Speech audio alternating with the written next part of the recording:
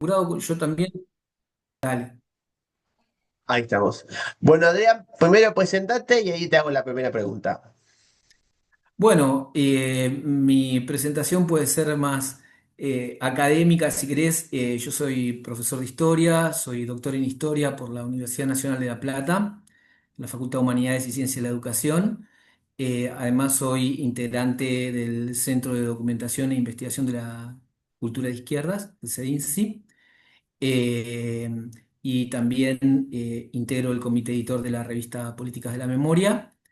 Soy además investigador, concentrado principalmente en la historia reciente y en la historia de la nueva izquierda, y codirijo junto con Vera Carnovale el programa Nuevas Izquierdas Latinoamericanas. Bueno, he publicado artículos, capítulos de libros, dirigí algunas compilaciones de libros sobre la nueva izquierda con Cristina Torti, que es una de las referentes de las investigaciones sobre las nuevas izquierdas y sobre la nueva izquierda argentina en particular. Y me interesa mucho también la historia intelectual eh, desde los años de segunda mitad del siglo en América Latina. He trabajado especialmente esos temas, inclusive a nivel latinoamericano. Bueno, Adrián, que justamente hablábamos sobre historia intelectual e historia política argentina, conozco tu trabajo sobre el PSMNL. Por esas, voy a empezar por el final para dar una pequeña referencia y después entrar a una. En los relatos de María Rosario Cerruti, cuando cuenta su lucha en las Madres de Plaza de Mayo, recuerda cómo los jóvenes que quedaban del PSML acompañaban, como podían, con organización tartarada, a las Madres de Plaza de Mayo. Y hay poco que se ha contado o poco que se ha escrito, digamos, de una manera, para el gran público, me refiero no tanto para la cuestión de la historiografía académica, sobre qué es ese partido. Empezando desde ahí, qué ideología tenía el PSMNL y cuál es su historia? Como para hacer, y después así que vamos diseccionando si quiere más, vamos a lo general o particular. Bueno, en primer lugar lo que hay que tener en cuenta es que a nivel mundial, en los años 60 se vivía un nivel de conmoción muy importante, porque tengamos en cuenta que prácticamente un tercio, se solía decir, un tercio de la humanidad ya estaba construyendo el socialismo en el bloque que encabezaba la Unión Soviética, y que era, junto con la República Popular China, los países de Europa del Este y otros países en los cuales había importante desarrollo del movimiento comunista internacional. Grandes partidos comunistas, con grandes centrales sindicales dirigidas por partidos comunistas, eh, y eso tenía una gran influencia en América Latina también, pero esa influencia y ese rol protagónico de las izquierdas cobra un nivel, un salto realmente muy importante con la Revolución Cubana en enero de 1959, cuando Castro, el Che Guevara y Camilo Cienfuegos, ahí de Santa María y demás irrumpen en La Habana, y el triunfo de la Revolución Cubana significó un hecho que se podría decir justamente un acontecimiento, ¿no? Aquello que conmueve el conjunto de las posiciones y las ideas en disputa en América Latina. Y Argentina no fue extraña a eso. A pesar de que el Partido Comunista Argentino era un partido comunista que había perdido la mayoría de su influencia en la clase obrera, porque la mayoría de la clase obrera había adoptado la identidad peronista, el Partido Comunista seguía teniendo su influencia en Argentina, inclusive en el movimiento obrero, muy minoritario, pero en cierto modo era relevante. Pensemos que Agustín Tosco, que fue uno de los referentes del Cordobazo, estaba directamente ligado al Partido Comunista.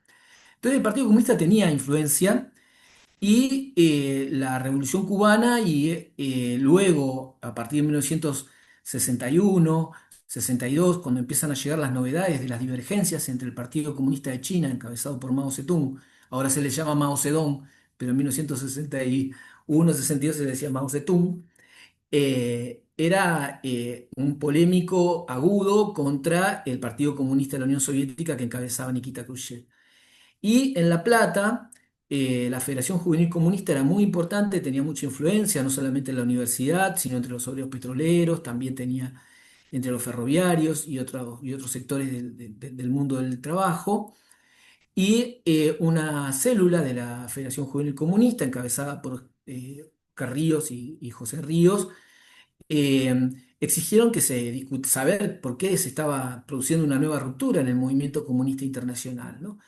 Rápidamente fueron expulsados por el Partido Comunista que encabezaba un famoso dirigente que era Victorio Codovila, junto con Rodolfo Gioldi y Fernando Nadra, no los expulsaron y ellos comenzaron a reunirse con otros jóvenes y dirigentes, principalmente trabajadores, algunos estudiantes, interesados en la cuestión, bueno, de la Revolución Cubana, del Partido Comunista de China, las nuevas posiciones que propagandizaban los chinos que agitaban una política de enfrentamiento directo con el imperialismo norteamericano. Ahí se hizo famosa la frase de Mao Zedong, que el imperialismo es un tigre de papel, ¿no? Con lo cual enfrentaba la línea de la Unión Soviética que planteaba una coexistencia pacífica con los Estados Unidos para evitar una guerra nuclear.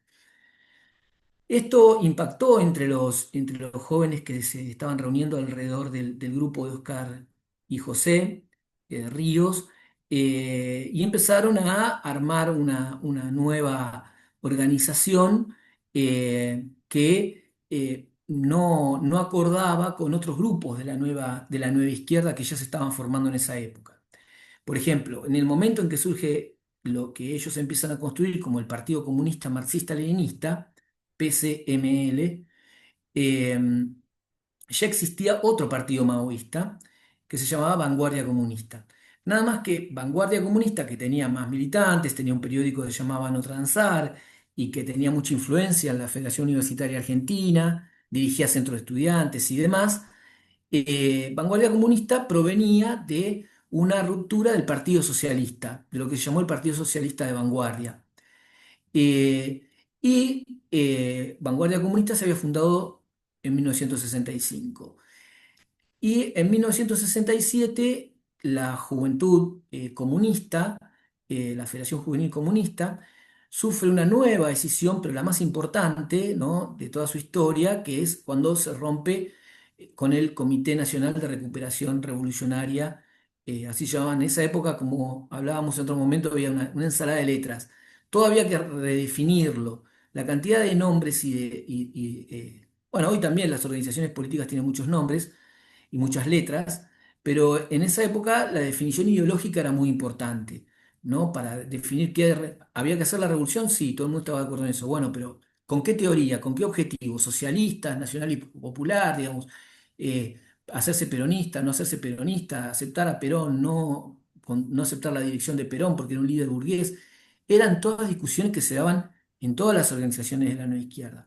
En la misma época también surgen organizaciones más inspiradas en el planteo de Ernesto Guevara, que era un gran referente para todos estos revolucionarios, como fue el Partido Revolucionario de los Trabajadores, eh, que va a ser el que va a fundar en 1971 el Ejército Revolucionario del Pueblo.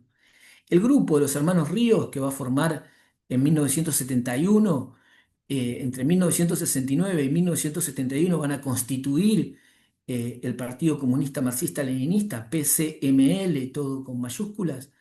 eh, Va a ser un grupo más de los diversos grupos maoístas que también se forman en esa época.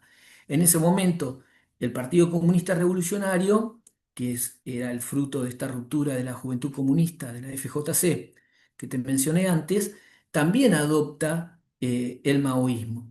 Entonces, hacia 1971 tenemos constituidos en Argentina diversos grupos que reivindican ser maoístas, ¿sí?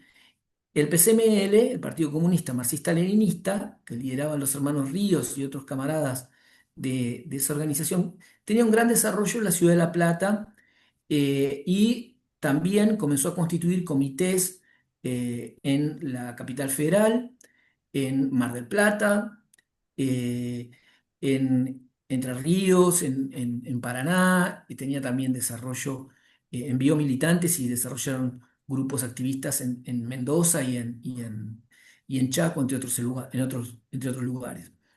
Y ese partido tenía como característica una fuerte estructura clandestina y una muy especial dedicación a construir el partido en las fábricas, ¿no?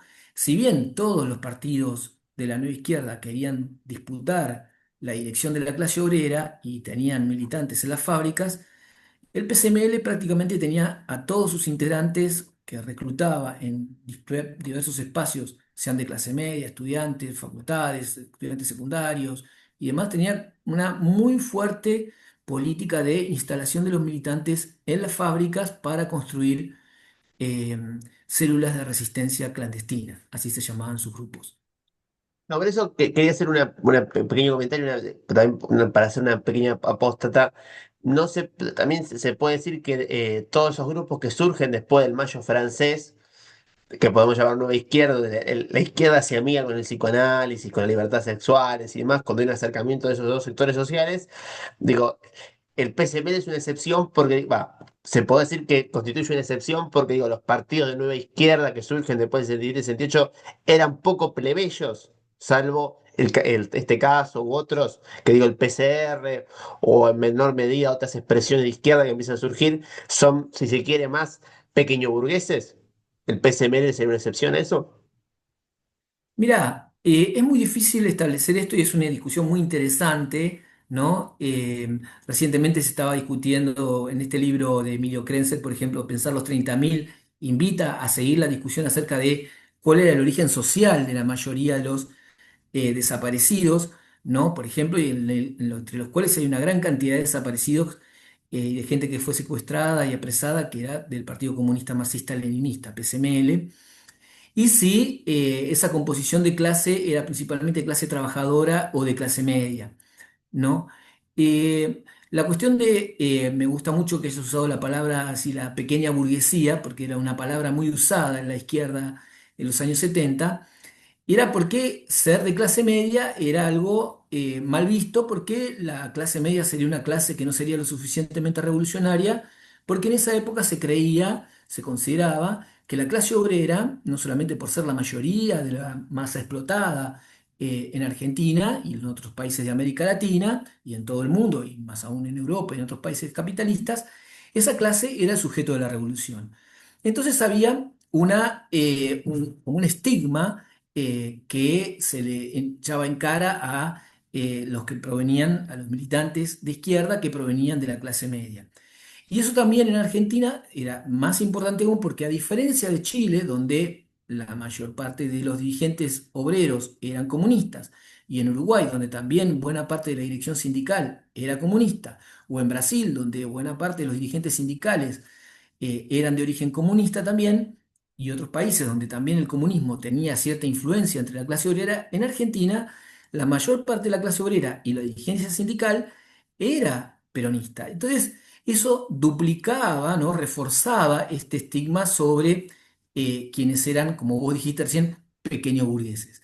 Esto no significa que los partidos de la nueva izquierda que vos mencionaste, a los que también podríamos agregar, además de los maoístas, podríamos agregar a los partidos más filiados en el cuño guevarista o más alineados con Cuba, insisto, el caso del PRT, que era también un partido importante, que también se reivindicaba marxista-leninista, aunque en sus principios tuvo mucha inspiración trotskista, ¿no? Santucho plantea una fusión del trotskismo y del maoísmo, o sea, que también el PRT leía y hacía, se apropiaba de alguna manera del maoísmo y también tenía una crítica a la pequeña burguesía, como vos acabás de mencionar.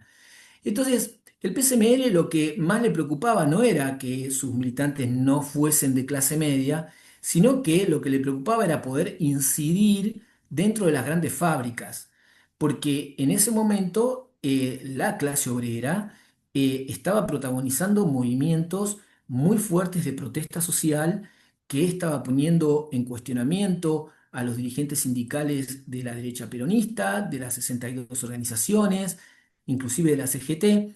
Por ejemplo, podés leer el libro ¿Quién mató a Rosendo? Un libro clave de la historia, de la historiografía obrera argentina, un libro decisivo sobre el pensamiento de la cultura de izquierdas que se acerca al peronismo, ¿no? Rodolfo Walsh allí hace una anatomía de lo que es el tipo de dirección que se establecía por parte de los dirigentes de la UOM en su relación con los empresarios y con las Fuerzas Armadas. Entonces, la idea de que la rebelión obrera podía ser conducida por un partido revolucionario no era un privilegio del PCML, pero el PCML lo que lo caracterizó en la construcción del partido es que tenía un documento inclusive donde fundamentaba que el partido se construye en base a las células de resistencia clandestina fabriles. Y entonces todo el desarrollo de sus frentes políticos estaba ligado a que sus militantes estaban directamente interesados o involucrados personalmente en el trabajo fabril. Esto no significa que no trabajaran en el movimiento universitario. A partir de 1973, por lo menos, el PCML comienza a construir agrupaciones estudiantiles en las grandes universidades argentinas, en La Plata, en la UBA y, por ejemplo, en Mendoza. Si no me equivoco, la nieta que acaba de ser recuperada en Mendoza era una hija de los estudiantes del PCML. En ese marco, para hablar un poco, ya hablando más del 72, 73, aunque también uniendo los dos temas, las, el análisis que hacía el PCMNL del fenómeno peronista, digamos, el Partido Comunista ya para el 72, 73, ya del 66, mejor dicho, pero ya había sacado la caracterización del peronismo como una especie de versión de fascismo de pacotilla. Y había un diálogo más interesante con hombres que tenían una gran verba, Rodolfo Puigdrós, por ejemplo, o bueno, Ernesto Giudice y demás. ¿Cómo veía el PSMNL ese movimiento de masas que de alguna manera ocupaba, también, o sea, también la fábrica, pero que gran parte de la sociedad, digamos, gran parte de los jóvenes, los compañeros en la fábrica, en la universidad, adherían a ese movimiento? ¿Cómo caracterizaba el peronismo, el PSMNL? Bueno, ahí hay un problema histórico que es importante distinguir. Esto es muy, pero muy importante, que es que en el momento, hay que diferenciar, en el momento en que se fundan estas organizaciones, y como el caso del PCML, la mayoría de las direcciones de los centros de estudiantes y de las federaciones universitarias no estaban dirigidas por el peronismo. La disputaban entre los militantes y dirigentes católicos, que muchas veces se llamaban integralistas, ¿sí? O del Frente Estudiantil Nacional, ya más avanzada la década del 60, pero que tenían mucha menos influencia que las izquierdas. De hecho, en 1969, la Federación Universitaria Argentina estaba conducida por un frente que conducía el Partido Comunista Revolucionario y Vanguardia Comunista. Eso por un lado. La peronización masiva de los estudiantes universitarios se produce especialmente a partir de 1971, 71, 72. Entre el 68 y el 69, el cordobazo impacta, pero especialmente entre la nueva izquierda no peronista. Para la mayoría de la izquierda peronista, el cordobazo va a ser un referente, pero lo más importante va a ser aliarse con esa clase obrera peronista que también está apoyando a las corrientes que te mencionaba recién a propósito del libro de Rodolfo Walsh. ¿Entendés? Entonces, volviendo al PCML, el PCML competía, entre comillas, tanto con el PRTR, que era guevarista, como con el PCR y con Vanguardia Comunista, ¿sí? Sobre qué debía ser la nueva izquierda, que no era peronista, con el movimiento obrero. Ellos aspiraban a dirigir a esas masas obreras peronistas. Ahora, eso, eh, el PCML, el Partido Comunista Marxista-Leninista, ¿sí? Tenía como característica que ellos eran totalmente, digamos, enfrentados, no querían saber absolutamente nada con una alianza con el peronismo y consideraban en particular al movimiento peronista, pero más que nada a la dirección de Juan Domingo Perón, como un líder populista de derecha que tenía inclinaciones fascistas y que su modelo sindical de estatización de los sindicatos, que prohibía sindicatos que no estuviesen reconocidos por el Estado, llevaba directamente a una estatización de la clase obrera y que eso debía ser combatido constantemente dentro de los sindicatos únicos por rama, ¿sí? En ese sentido, el PCML no estaba de acuerdo con hacer sindicatos de izquierda por empresa, como ocurrió con el Citrac Citram en Córdoba. Y para terminar con respecto a tu pregunta, en realidad el partido maoísta que más influencia tuvo entre la clase obrera, especialmente entre los mecánicos, fue en Córdoba el ESMATA cordobés que dirigía René Salamanca, aliado con un conjunto de corrientes de izquierda, y René Salamanca era un integrante del Comité Central del Partido Comunista Revolucionario, de la lista marrón, la experiencia de esas fábricas, ¿no?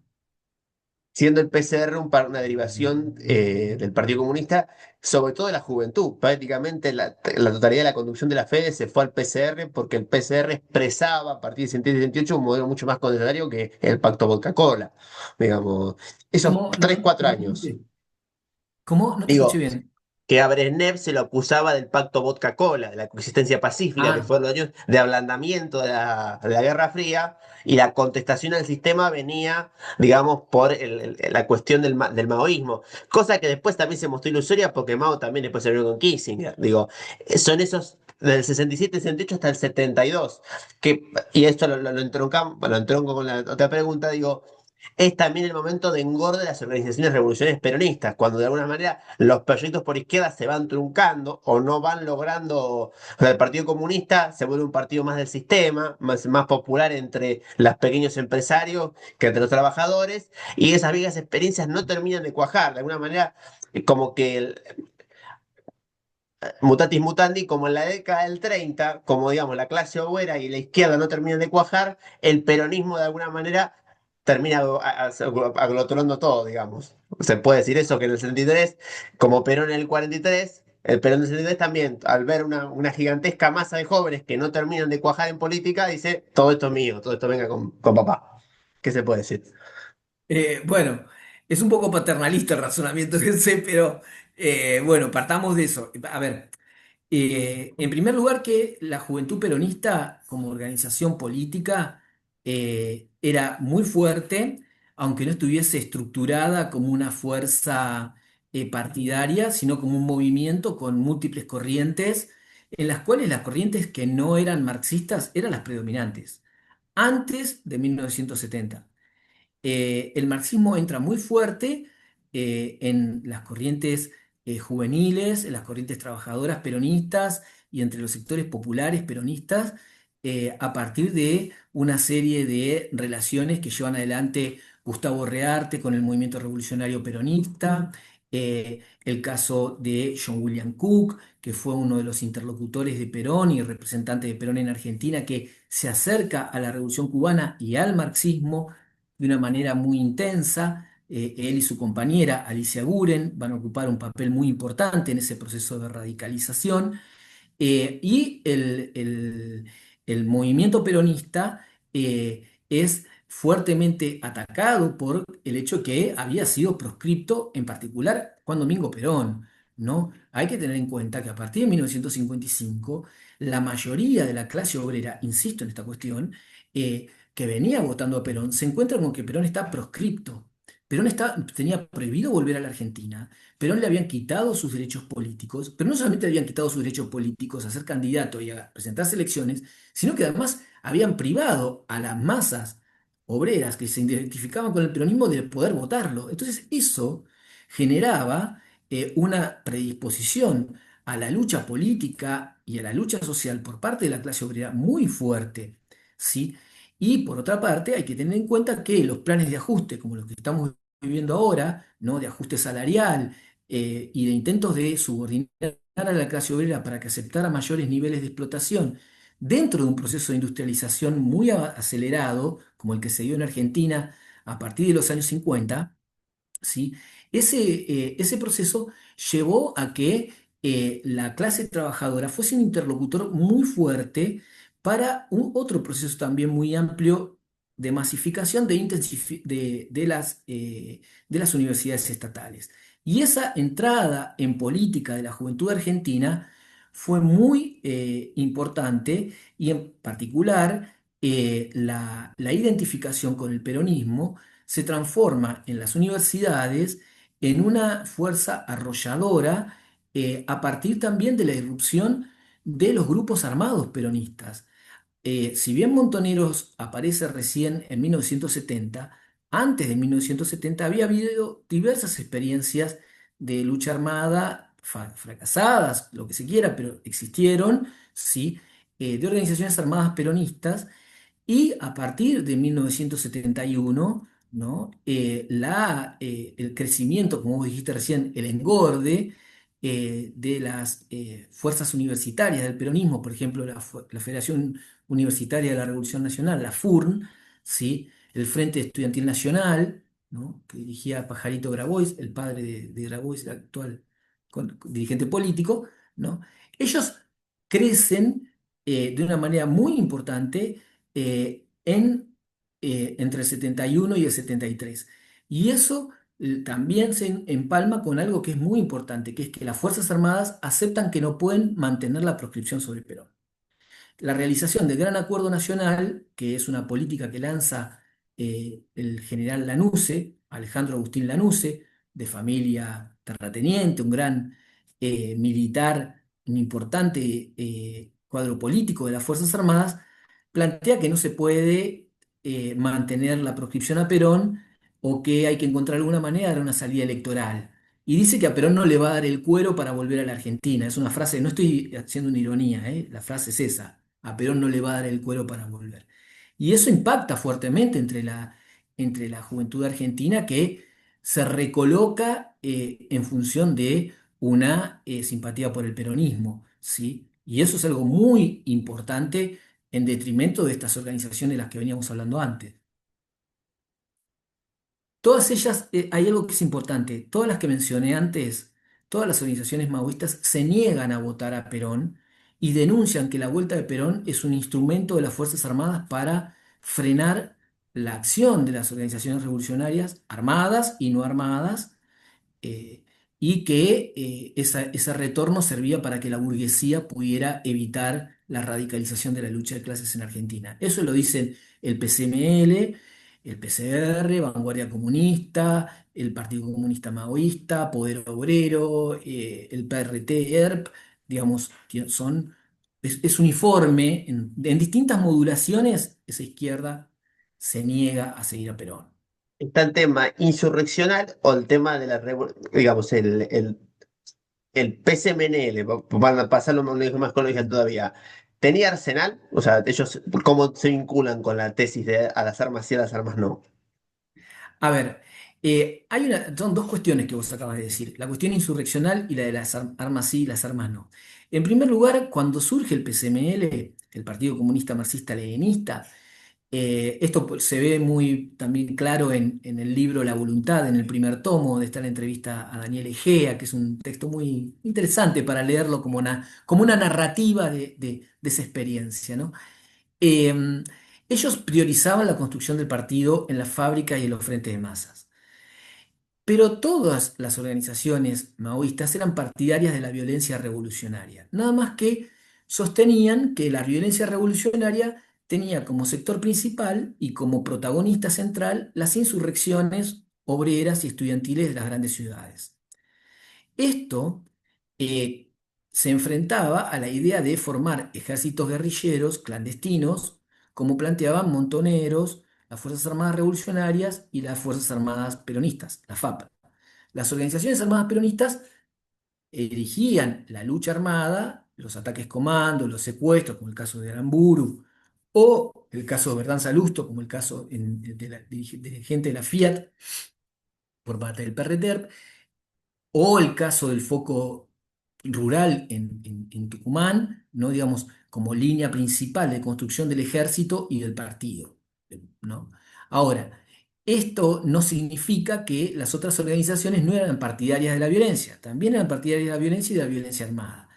El PSML comienza a construir, a pesar de que era un partido de, insisto, de menor cantidad de militantes, inclusive que el PCR y que Vanguardia Comunista, pero empieza a organizar su propio aparato armado e intenta, todos tenían un entrenamiento militar en su organización, tenían células clandestinas, no tenían periódico, recién publican su primer periódico, El Comunista, en 1976, y tenían mucho trabajo clandestino de compartimentación y de reclutamiento que les daba buenos resultados, según sus expectativas, Y por eso tienden a acordar con el PRT-ERP en el frente, en el FAS, ¿sí?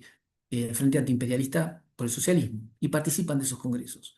Ahora, la participación del PCML en la lucha armada comienza recién con acciones concretas en 1975, que recién ahí es cuando ellos deciden llevar adelante esas acciones.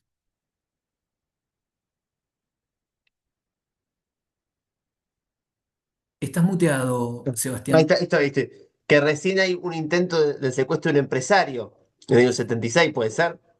Claro, de Sid y de otro empresario, pero son intentos más que nada para juntar fondos para proveerse de recursos que les permitieran mantener en funcionamiento lo que empezaba a ser su pequeña estructura militar. Esto es importante porque en mi caso, entrevisté a muchísimos integrantes de esa organización y muchos de ellos no estaban al tanto de la decisión de ese tipo de acciones que eran decididas por un grupo que se estaba preparando para hacer la dirección de lo que iban a llamar un ejército popular de liberación. Eh, el caso más resonante, en realidad, de las acciones del PCML en el plano militar se va a producir en 1976, a fines de 1976, cuando secuestran al coronel Pita, que era justamente el militar que Videla, Masera y Agosti habían designado como el interventor de los militares en la Confederación General de Trabajo, la CGT. Entonces, esa acción tiene mucha resonancia y le da al PCML ¿cómo se llama? Una resonancia a nivel más, un reconocimiento entre las organizaciones armadas que antes no tenía. Inclusive hay una carta de Rodolfo Walsh en que Rodolfo Walsh reconoce la importancia de esta acción militar del PCML.